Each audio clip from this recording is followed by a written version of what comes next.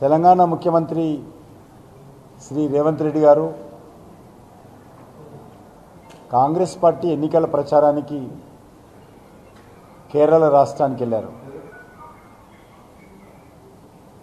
మాకు ఏ రకమైనటువంటి అభ్యంతరం లేదు. వాళ్ళ పార్టీ కోసం ఏ రాష్ట్రానికైనా వెళ్ళవచ్చు. కానీ ఆయన ఎన్నికల ప్రచారంలో మాట్లాడుతూ మేము 6 గ్యారెంటీలు అమలు చేశాము, కావాలంటే కేరళకు సంబంధించినటువంటి వాళ్ళు తెలంగాణ రాష్ట్రానికి వచ్చి చూడాలని చెప్పారు. మరి ఈ రకంగా పచ్చి మోసాలను, పచ్చి అబద్ధాలను అమలు చేయనటువంటి అనేక కార్యక్రమాలను అమలు చేసినట్టు ప్రచారం చేయడంలో మరి కాంగ్రెస్ పార్టీ మించినటువంటి వాళ్ళు ఎవరు లేరు. ఈ రకంగా ఇచ్చినటువంటి 6 గ్యారెంటీలు పూర్తిగా తెలంగాణ రాష్ట్రంలో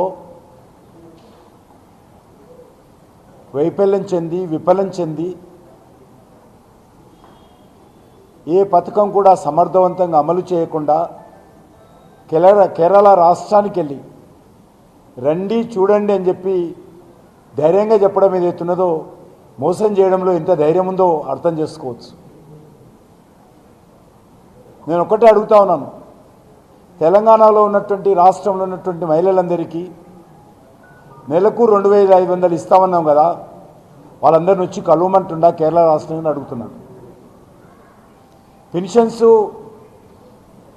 2000 నుంచి 4000 చేస్తాము, దివ్యాంగులకు 3000 నుంచి 6000 చేస్తాము, మరి దానికోసం రమ్మంటుండా అడుగుతా ఉన్నాను. దళితులకు ప్రతి కుటుంబానికి 12 లక్షలు ఇస్తామని చెప్పారు. కాబట్టి కేరళ రాష్ట్రం నుంచి వచ్చి తెలంగాణలోని దళిత కుటుంబాలను మేము 12 లక్షలు ఇవ్వలేదు కానీ ఇచ్చినట్టు మీరు అనుకోండి అని చెప్తాడా? మేము ఈరోజు బీసీలకు 1,00,000 కోట్లు కేటాయిస్తామని చెప్పి హామీ ఇచ్చాడు. 2 సంవత్సరాలైనా మేము సంవత్సరానికి ఇవ్వాల్సినటువంటి 20,000 కోట్ల రూపాయలు ఇవ్వలేదని ఈరోజు కేరళ వాళ్ళకి చెప్తారా ముఖ్యమంత్రి? చూపిస్తారా? ఈరోజు చెప్పాల్సినటువంటి అవసరం ఉంది. ఎవరైనా ఏదైనా అమలు చేయలేకపోతే మరి అమలు చేసినట్టు చూపించేటువంటి ప్రయత్నం చేయడం ఏందో ఇది మరింత మోసం.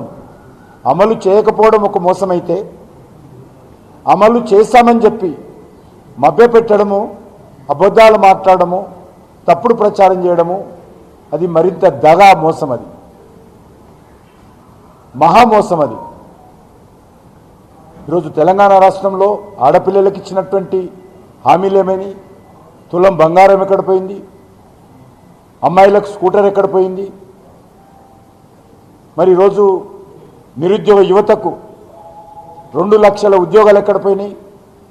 నిరుద్యోగ యువతకు నెలకు 4,000 రూపాయల ఆర్థిక సాయం ఎక్కడ పోయింది? నిరుద్యోగ భృతి. ఈరోజు 6 గ్యారంటీస్ అమలు చేశామని చెప్పడం ఏదైతున్నదో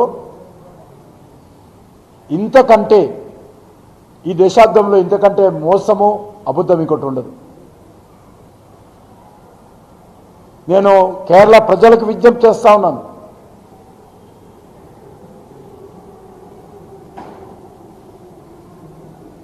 కాంగ్రెస్ మాటలను నమ్మకండి. ఇప్పటికే లెఫ్ట్ పార్టీలు మిమ్మల్ని మోసం చేశాయి. లెఫ్ట్ పార్టీలు గత 10 సంవత్సరాలుగా అనేక రకాలుగా కేరళ రాష్ట్రాన్ని ఇబ్బంది పెట్టాయి. అభివృద్ధిని ఆటంకంగా అక్కడ కమ్యూనిస్టులు మారారు. మళ్ళీ కాంగ్రెస్ పార్టీ ఈసారి అధికారంలోకి వస్తే కమ్యూనిస్టు అభివృద్ధి నిరోధకులు అవుతే కాంగ్రెస్ పార్టీ అవినీతి కారకులు అవుతారు.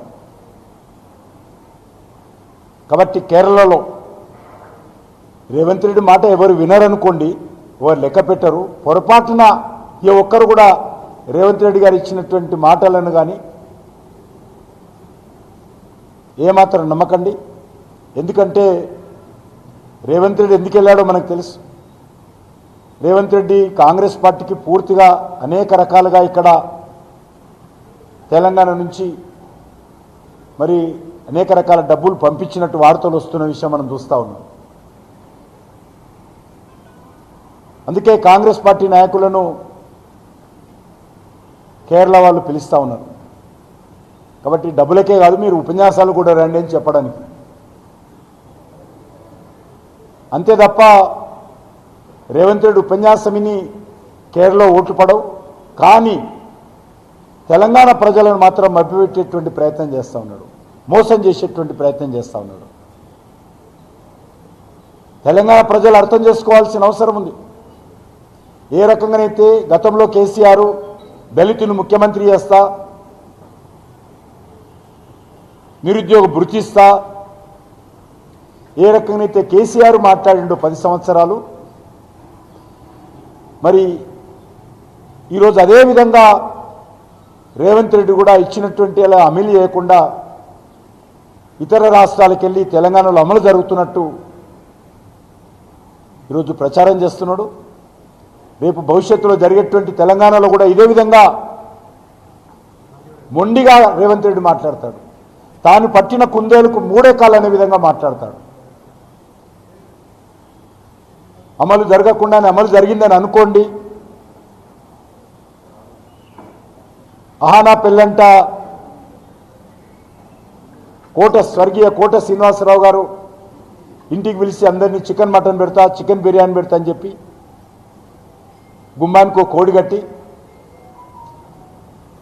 అది కోసి మీకు వంట చేసి చికెన్ బిర్యానీ పెట్టిన అనుకోండి, జింజర్ చికెన్ పెట్టిన అనుకోండి, చికెన్ 65 పెట్టిన అనుకోండి, చికెన్ కర్రీ పెట్టిన అనుకోండి అని ఏ రకమైతే సినిమాలు చెప్పాడో రేవంత్ రెడ్డి గారు కూడా ఏ పథకాలు అమలు చేయకుండానే అమలు జరిగినట్టు అనుకోండి.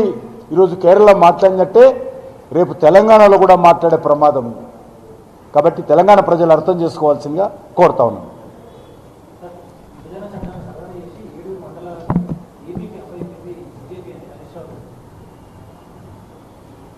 హరీష్ రావు గారు 2014లో భారతీయ జనతా పార్టీ అధికారంలో రాకముందే మీరు ఒక మేనిఫెస్టో పెట్టారు. ఒక్కసారి ఆ మేనిఫెస్టో ఉపద్ఘాతంలో చదవండి. కాంగ్రెస్ పార్టీ ప్రభుత్వము అన్యాయంగా భద్రాచలం ముంపు ప్రాంతాలన్నీ కూడా ఆంధ్రాకు దారదత్తం చేసింది అని చెప్పి రాశారు. అంతేకాదు విభజన చట్టంలో చాలా స్పష్టంగా ఆంధ్రకు ఇవ్వాలని చట్టంలో పొందుపరిచారు. మీరు విభజన చట్టం అమలు చేయాలనుకున్నప్పుడు, ఆంధ్ర తెలంగాణ విడిపోయినప్పుడు విభజన చట్టంలో ఉన్నటువంటి అనేక అంశాలు చేయడానికి అవకాశం ఉన్నటువంటి అన్ని అంశాలు చేశారు తప్ప అది భారతీయ జనతా పార్టీయో కేంద్ర ప్రభుత్వమో నరేంద్ర మోడీ గారి నిర్ణయం కాదు. మీరు ఏ సోనియా గాంధీ గారి ఇంటికి వెళ్ళి ఆమెకు ధన్యవాదాల పేరు మీద ఆమెను కలిశారో సకుటుంబ సపరివారంగా పోయి, ఆ సోనియా గాంధీ గారే, ఆ కాంగ్రెస్ పార్టీయే, ఆ యూపీఏ ప్రభుత్వమే తెలంగాణ మండలాలను తెలంగాణ గ్రామాలను ఆంధ్రకు రాష్ట్రానికి మళ్లించే విధంగా చట్టం చేసిన విషయాన్ని మరి బీఆర్ఎస్ నాయకులకు అర్థం కాకపోతే మేమేం చేయలేము.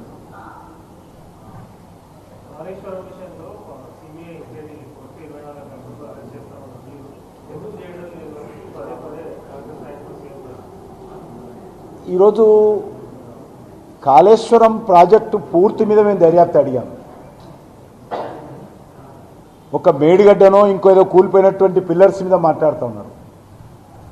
ఎల్ఎన్టీ మీద దర్యాప్తు చేయాలని అడుగుతూ ఉన్నారు. అందులో ఈరోజు హైకోర్టులో కేసు ఉంది, అది పూర్తిగా రావాల్సినటువంటి అవసరం ఉంది. కాబట్టి ఈరోజు ఏ రకంగా ఉందంటే కాంగ్రెస్ పార్టీ వ్యవహారము, మీరు ఎన్నికల ప్రచారంలో ఏ అసెంబ్లీకి వెళ్ళినా కూడా ఆ అసెంబ్లీలో ఉన్నటువంటి ఎమ్మెల్యేల మీద ఛార్జ్షీట్ పెట్టి, ఆ అసెంబ్లీలో ఎవరైనా మంత్రులు ప్రాతినిధ్యం వహిస్తే మంత్రుల మీద ఛార్జ్షీట్లు పెట్టి, ముఖ్యమంత్రి కుటుంబం మీద అనేక రకాల ఆరోపణలు చేసి ఆ రోజు కాంగ్రెస్ పార్టీ అధికారంలోకి వస్తే మేమందరినీ జైల్లో పెడతాము, 1,00,000 కోట్లు వసూలు చేస్తాము. ఎవరు చెప్పారు? రేవంత్ రెడ్డి చెప్పాడు, రాహుల్ గాంధీ గారు చెప్పారు. మరి ఇంతవరకు ఏ ఒక్క కేసు మీద ఏ ఒక్కరిని కూడా బీఆర్ఎస్ నేలను అరెస్ట్ చేయలేదు. ఆయన అసమర్థతను తప్పిపుచ్చుకోవడం కోసం, ఆయన చేతగాని తన నుంచి తప్పించుకోవడం కోసం భారతీయ జనతా పార్టీ భుజాల మీద తుపాకులు పెట్టి పేల్చాలనేటువంటి విధంగా ఈరోజు రేవంత్ రెడ్డి వ్యవహరిస్తూ ఉన్నాడు. నేను ఒక్కటే అడుగుతా ఉన్నాను, అనేక రకాల ఆరోపణలు వచ్చినాయి కదా, అనేక ఎమ్మెల్యేల మీద ఎంపీల మీద ఆరోపణలు చేశారు కదా, ఏమైందని అడుగుతా ఉన్నాను. మీ దర్యాప్తు ఎక్కడ పోయిందని అడుగుతా ఉన్నాను. ఈరోజు కత్తి ఒకరికిచ్చి యుద్ధం ఇంకోటి చేయాలంటే కాదు. అధికారంలోకి వచ్చింది కాంగ్రెస్ పార్టీ, చేయాల్సిన బాధ్యతలు ఉన్నది, తప్పకుండా వాళ్ళు చేయాలి.